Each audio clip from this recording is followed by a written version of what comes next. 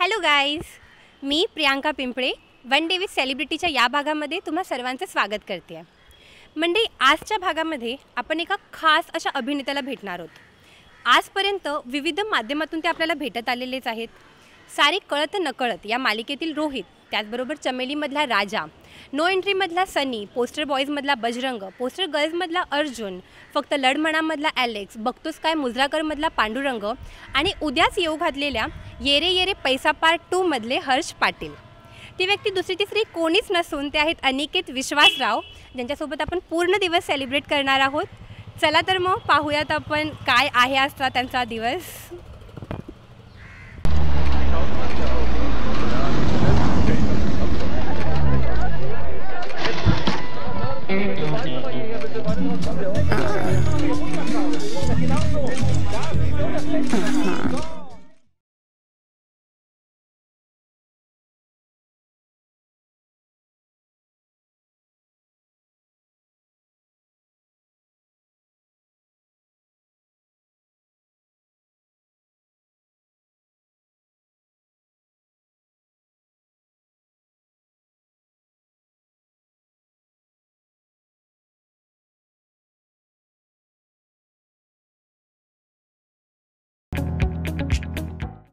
So मंडळी, आपण अनिकेतच्या मुंबईच्या घरात आता आलो आहे आणि आय मस्ट से तुमचं घर खूप खूप खूप सुंदर आहे. थँक्यू. आणि त्या अवॉर्ड्सने वगैरे अजून हायलाईट होतं आहे ते.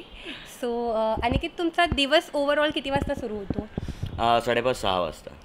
रोज 5:30-6 वाजता हो, उठता? हो.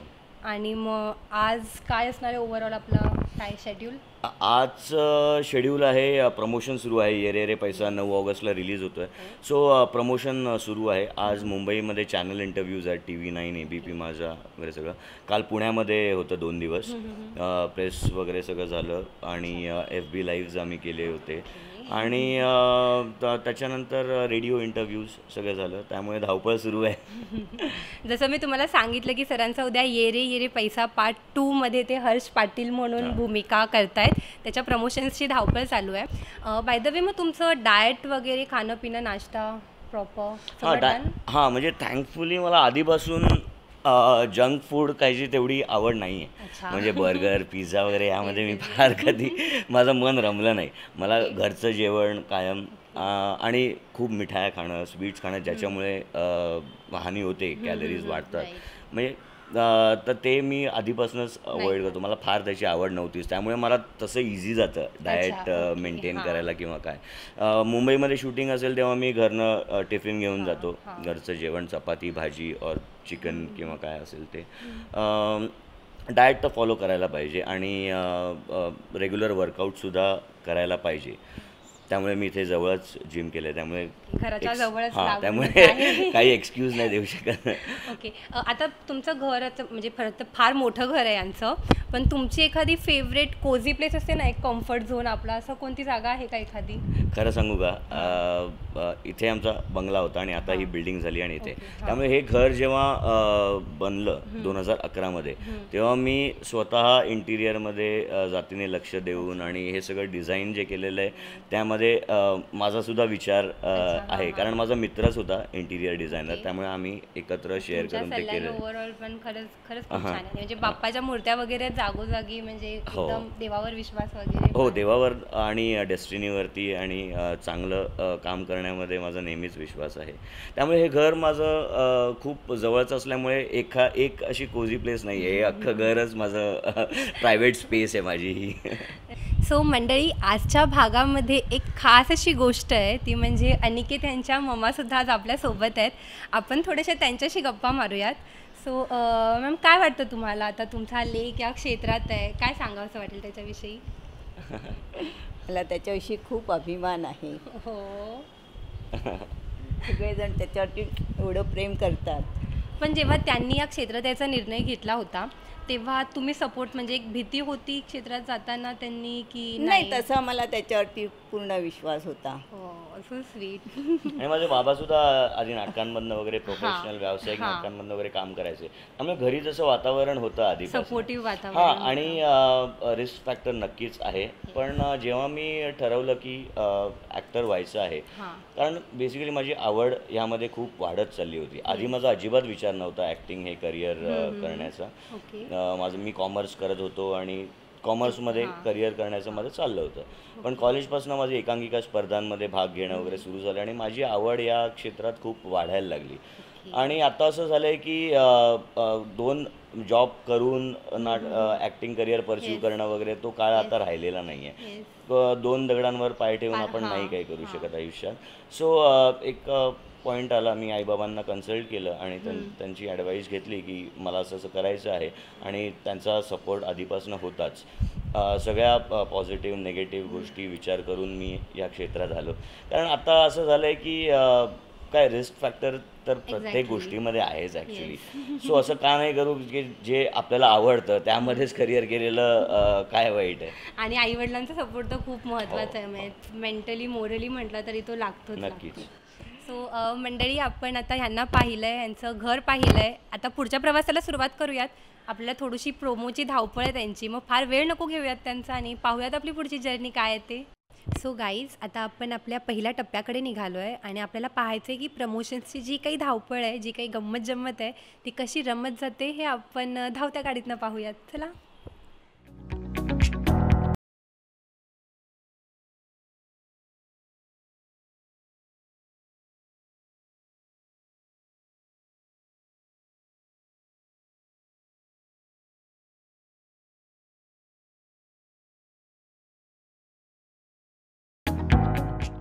सो आता आपण कुठे निघालो आहे? आता आपण चाललो आहे लोअर परेलला. तिथे चॅनल इंटरव्ह्यूज आहेत. ओके. आता आज ठीक आहे, आज ड्रायव्हर सोबत आहेत, पण एरवी शूटिंगला जाताना मग तुम्ही कसे जाता? ट्रॅव्हल वगैरे कसं करता? मुंबई शूटिंग असेल तर मी माझी गाडी घेऊन जातो. मी स्वतःच ड्राईव्ह करतो. अच्छा, ड्रायव्हिंग करायला आवडतं? हो, ड्रायव्हिंग करायला मला आवडतं. आणि म्हणजे तसंच काही कुठे लांब जायचं असेल किंवा काय तर मी ड्रायव्हर हायर करतो. अच्छा, मला एक आता ड्रायव्हिंग करायला आवडतं म्हणालात, मग गाणी वगैरे ऐकता गाडीमध्ये? हो, ऐकतो ना. म्हणजे आता मुंबईमध्ये ड्राईव्ह करायचं तर म्हणजे रेडिओ आणि गाणी वगैरे तर ऐकलंच पाहिजे. कारण आता तासनतास प्रवास सुरूच असतो. म्हणजे आणि दहिसरला यायचं म्हणजे जर चर्चगेटला किंवा त्या बाजूला दादरहून वगैरे यायचं असेल तर आता एक 2-2.5 तास तर मिनिमम लागतातच. त्यामुळे आता स्काय क्लिअर आहे एकदम. 4-5 दिवस मुंबईमध्ये धुमाकूळ घातला होता पावसाने. पाणी वगैरे भरलेलं आणि त्याच्यात गाडी काढणं म्हणजे खूप मोठं टास्क. हो, सिरियसली. पण थँकफुली दहिसरमध्ये तेवढं वॉटर लॉगिंग किंवा काय होत नाही. म्हणजे ड्रेनेज सिस्टम वगैरे खूप चांगली ठेवली आहे. हां. ओके. मग गाणी कोणत्या काळातली आवडतात? जुनी, नवीन, मराठी अशी कोणती? हिंदी? माझ्या मते 2च गोष्टी आहेत. एक चांगलं म्युझिक असतं आणि एक वाईट म्युझिक असतं. ॲक्च्युली आपल्या मूडवर असतं, पण मूडवर असतं नक्कीच. पण मला जास्त करून म्हणजे हाय एनर्जीवाली किंवा डान्स नंबर्स किंवा त्या टाईपची गाणी जास्त आवडतात. R.D. बर्मन, A.R. रहमान, इलयाराजा असं ही म्युझिक डायरेक्टर्स त्यांची गाणी ऐकायला मला आवडतं. आणि मग 4 व्हीलर चालवायला जास्त आवडेल की 2 व्हीलर? Actually 4 wheeler. कारण तसं 2 व्हीलर आणि माझा संबंध फार नाही आला. म्हणजे फिल्म टू फिल्मच मी ॲक्च्युली बाईक्स चालवले आहेत आत्तापर्यंत. काही प्रोजेक्ट असेल तो ऑनस्क्रीन. कारण माझ्याकडे बाईक कधीच नव्हती आणि मला तेवढी आवडही नव्हती. म्हणजे ॲक्च्युली ते नसल्यामुळे कदाचित ती आवड निर्माण झाली नाही कधी. असू शकतं. गाडीची सवय असल्यामुळे गाडीसाठी लायसन्स काढला आणि मी 4 व्हीलरच चालवायला लागलो. बरं, एक छोटासा रॅपिड फायर काइंड ऑफ घेऊया. फार नाही, थोडेसे प्रश्न आहे. ओके. पण रॅपिड फायर आहे, उत्तर पटपट आली. बरं, ठीक आहे. आवडता अभिनेता? आवडता अभिनेता माझ्यासाठी म्हणजे मराठीतला, हिंदीतला चालेल. तुमचा आवडता अभिनेता? हो, माझा आवडता अभिनेता मराठीतला असेल तर उत्तमच. हां, म्हणजे मराठीतला अभिनेता सांगायचं झालं तर म्हणजे त्यांनी हिंदीत सुद्धा खूप काम केलेलं आहे आणि ते म्हणजे विक्रम गोखले. त्यांचं कारण की मी माझं पहिलं नाटक आणि माझी अभिनय क्षेत्रातली सुरुवात त्यांच्याबरोबर केली.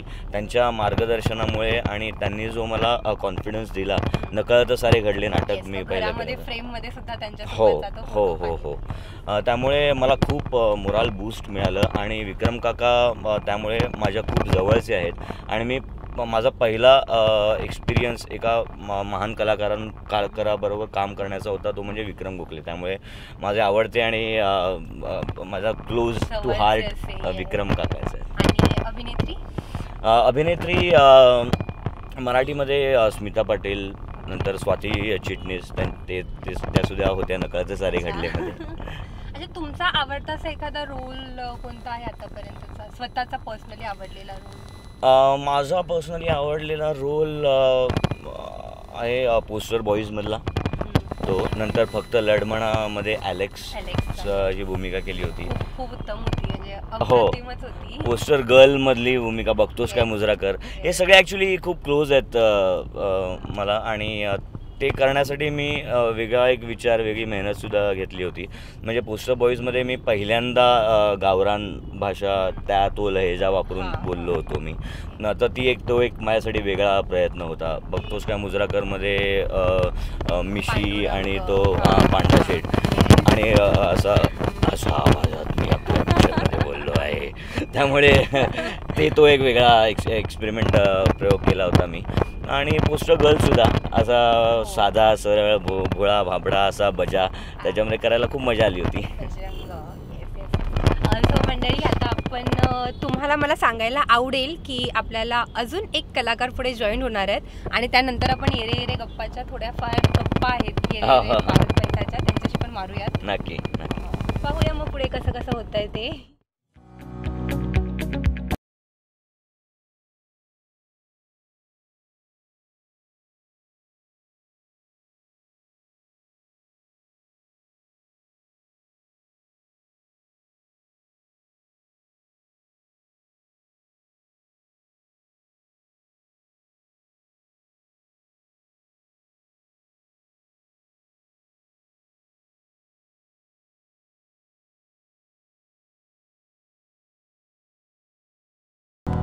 सो गाईज, सांगितल्यानुसार आता आपल्याला येरे येरे पैसाचे डिरेक्टर हेमंत सर जॉईन झाले आहेत. सर, खूप खूप स्वागत तुमचं आमच्या वन डे विथ सेलिब्रिटी या कार्यक्रमामध्ये. Thank you very much guys. So poster girls, बघतोस काय मुजराकर आणि आता येरे येरे पैसा पार्ट 2, काय सांगाल त्याविषयी? अनिकेत बरोबरचा माझा प्रवास फार इंटरेस्टिंग आहे. आम्ही पोस्टर गर्ल नंतर मी अनिकेत शिवाय शूटच केलेलं नाही कुठलाही सिनेमा. अरे हो, म्हणजे कुठलाही नाही, प्रत्येक सिनेमात हो, तू आहेस. मी ऍक्टर म्हणून केला, मी रायटर म्हणून केला, मी डिरेक्टर, तू आहेस. ऍक्च्युअली विचारणारच होते की तुमची बॉन्डिंग म्हणजे 6 लाईनीत सलग. सो मी डिरेक्ट केलेल्या सिनेमांमध्ये अनिकेत आहे. मला लाभले.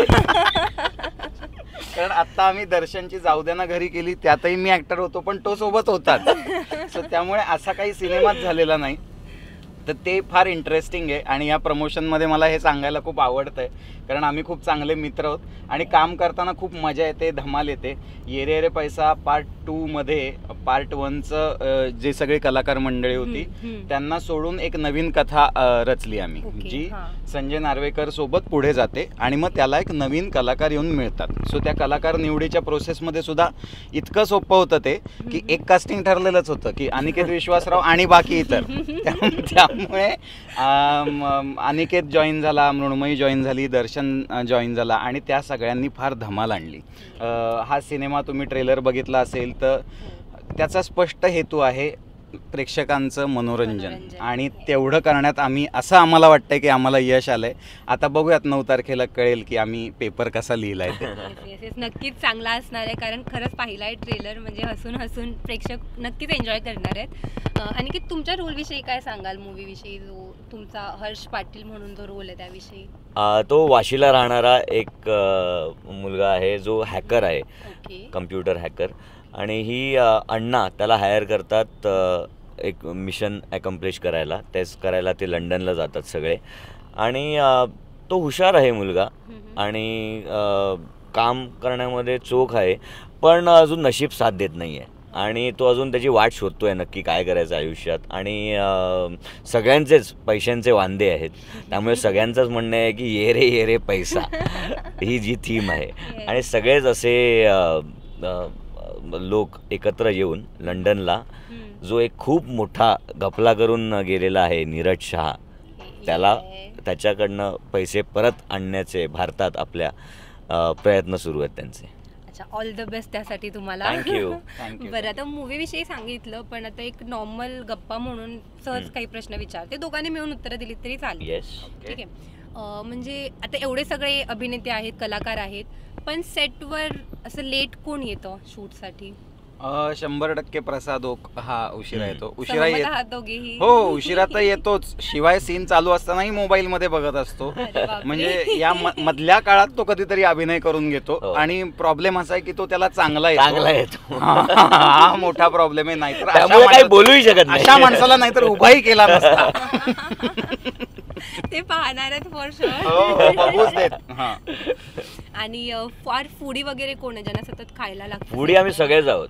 सगळे, फूडी आम्ही सगळेच पूर्ण आहोत. team. हो हो, पूर्ण पूर्ण team, टीम. पूर्ण team. आमचे प्रोड्युसर अमेय खोपकर हे सगळ्यात जास्त फूडी आहेत, कारण ते सेटवरती आम्हाला मटण, मासे, सगळं available चिकन आहे. याची मेजवानी असायची. हो, वा, हो. वा, वा, वा. आणि असं काय म्हणतात, ज्याला घरी जायची घाई असते फार पॅकअपची किंवा नाही, असं खरंच कोणी नाहीये टीम मध्ये. म्हणजे शक्यतो पॅकअप होऊच नाही. म्हणजे ह्या फिल्मच्या बाबतीत असंच आहे की हे सुरूच राहावं शूटिंग. अरे पॅकअप, अरे याला काय अर्थ आहे, या लेवलला होते हा, सगळे. कारण आम्ही लंडनला शूट केलं, त्यानंतर आमची इच्छा होती की उरलेलंही शेड्यूल कुठेतरी बाहेरच शूट व्हावं. म्हणजे असं अजिबातच अपेक्षा नव्हती की ते मुंबईत व्हावं, पुण्यात व्हावं. ते अजून बाहेर कुठेतरी गोवा, तेवढं फिरायलाही पॉंडिचेरी, भेटतं, मजा बँकॉक होते. असे सगळे प्लॅन होते. त्यामुळे असं कोणीच नव्हतं टीम मध्ये की लवकर पॅकअप व्हायला पाहिजे. ओके. आणि एखादा असा क्षण लोक शेअर करावासा वाटेल प्रेक्षकांसोबत, मेमोरेबल किंवा लक्षात राहील की हां चालेल. बरेच बरं. No doubt. नाही म्हणजे ही 90% फिल्म लंडनमध्ये किंवा कुठल्याही परदेशी देशात शूट झालेली ही माझ्या मते तरी मराठीतली पहिलीच फिल्म आहे. त्यामुळे हा एक USP आहे या चित्रपटाचा. आणि कुठेही ओढून ताणून एक हा स्टंट करायचा आहे किंवा हे अचीव करायचं आहे असा हेतू नव्हता. स्टोरीची कथानकाची मागणी होती की लंडनसारख्या शहरात शूटिंग व्हावं आणि म्हणून तिथे जाऊन शूट केलेलं आहे. आणि आय थिंक हा सिनेमा, मराठी सिनेमा एक पाऊल पुढे नेण्यामध्ये नक्कीच म्हणजे एक इन्स्ट्रुमेंटल राहील हा सिनेमा. एकदा आठवण सांगायची झाली तर आमचं शूट होतं. आम्ही एका लोकेशनवर शूट करत होतो ज्याचं नाव होतं डन्सफोल्ड एअरबेस. म्हणजे एक आर्मी आणि एक छोट्या विमानांचा एअरबेस होता. तिथे आम्ही आमच्या काही चेस सिक्वेन्सेस आणि ॲक्सिडेंट सिक्वेन्सेस वगैरे शूट करत होतो. आम्ही ज्या ट्रॅकवर शूट करत होतो त्याच्या बाजूच्या ट्रॅकवर फास्ट अँड फ्युरियसचंही शूट चालू होतं. सो आणि त्यांचं जे युनिट होतं, त्यांचा जो तामझाम होता, ते बघून आम्हाला अक्षरशः असं झालं होतं की अरे काय बरं, त्या लोकांनी पूर्ण दिवसात एकच शॉट केला, आम्ही साधारणपणे 4 सीन उडवले. त्यामुळे आम्हीच भारी हे फिलिंग आलं होतं. पण त्या दिवशी सकाळी शूट सुरू व्हायला खूप उशीर झाला आणि मी प्रचंड चिडचिड केली होती या सगळ्यांवर, कारण हे सगळे सेल्फीज, व्हिडिओज आणि असं सगळं करत होते. त्यात मी खूप आवाज लावला की अरे चला यार, आपण कुठनं कुठे आलोय, आपण कशासाठी आलोय, चला ना काम करूयात. ह्या सगळ्या आरडाओरड्यात पुष्कर मला असं म्हणाला, एक शेवटचा व्हिडिओ करून येतोच मी. याच्यावरती मी संपलो आणि म्हणलं आता येतील तेव्हा येतील. सो अशी धमाल केली आम्ही. आणि शूटच्या खूप गमती जमती आहेत. जसा हा किस्सा आहे तसेच अनेक आहेत की एकदा कधीतरी असं झालं की शूट आम्ही करणार आहोत पण एका हॉलिवूड मूवीचं तिथे शूट आहे, त्यामुळे आमचं शूट कॅन्सल झालं. पण या सगळ्या प्रोसेसची खूप धमाल येत होती, मज्जा येत होती. आणि या सगळ्यातनं हा सिनेमा तयार झाला आहे आणि तो आता येतोय, याची गंमत वाटते. येस. आणि म्हणजे तुम्ही जेवढी मजा केली आहे तेवढीच मजा आम्ही पाहताना सुद्धा करणार, याची आम्हाला नक्की खात्री आहे. बघूयात मंडळी आपण पुढे आता कसं प्रमोशनचा प्रवास चालला आहे आपला ते. सो फायनली आपण आता इथे TV9 चॅनलच्या ऑफिसमध्ये पोचलो आहे आणि इथे सर्व कलाकारांबरोबर इंटरव्ह्यूज आहेत असणार आहेत. So come on, let's go. पाहूयात.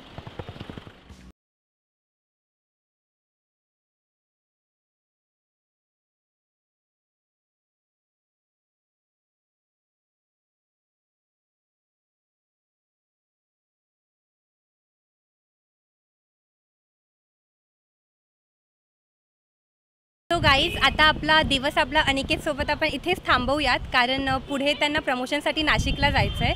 आणि अनिकेत, खूप थँक्यू की तुम्ही आलात, आम्हाला वेळ दिलात, आणि ऑल द बेस्ट तुमच्या पूर्ण टीमला मूवीसाठी. Thank you so much. आणि तुमचे पण खूप आभार. तुमचं खूप चांगलं चॅनल आहे आणि खूप चांगले प्रोग्राम्स आहेत. तुमच्या संपूर्ण टीमला माझ्याकडून खूप शुभेच्छा, आणि असेच चांगले शोज देत राहा तुमच्या प्रेक्षकांसाठी. आणि तुम्हीसुद्धा प्रमोटर्स 28चं यूट्यूब चॅनल आहे, ते तुम्ही नक्की सबस्क्राईब करा, लाईक करा आणि शेअरसुद्धा करा. तुम्हाला असेच इंटरेस्टिंग प्रोग्राम्स त्यावरती बघायला मिळतील. आणि ये रे रे पैसा 2 9 ऑगस्टला म्हणजे उद्याच रिलीज होतो आहे संपूर्ण महाराष्ट्रात. सो थिएटरमध्ये जाऊन हा चित्रपट नक्की बघा. थँक्यू.